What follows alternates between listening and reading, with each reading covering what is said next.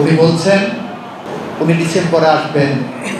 আমিও বিশ্বাস করতে চাই উনি ডিসেম্বরে এসে কারাগারে যান, আইনি পথ ধরে হাঁটুক। আমরা একটা কথা বারবার বলি, অনেক ক্ষমতা মানুষের, কিন্তু আইনের ক্ষমতা তার থেকেও দীর্ঘ। আইন তার দীর্ঘ ক্ষমতা প্রয়োগ করবে।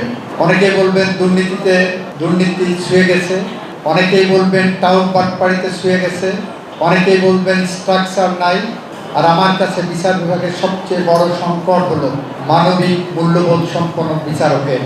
আমি যদি বিচারকের পেশা বেছে নেই, তাহলে আমাকে ধরে নিতে হবে আমি সমাজের আর 10টা চাকরির মতো এই চাকরি করতে আসিনি। এখানে আমি এসেছি ডিভাইন জাস্টিস দেওয়ার জন্য, বিধাতা প্রদত্ত সার্বভৌম ক্ষমতা প্রয়োগ করার জন্য।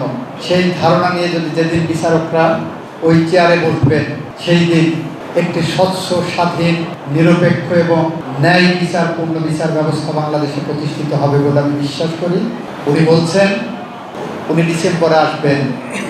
আমিও বিশ্বাস করতে চাই উনি ডিসেম্বরে এসে কারাগারে যান, আইনি পথ ধরে হাঁটুক। আমরা একটা কথা বারবার বলি, অনেক ক্ষমতা মানুষের, কিন্তু আইনের ক্ষমতা তার থেকেও দীর্ঘ। আইন তার দীর্ঘ ক্ষমতা প্রয়োগ করবে।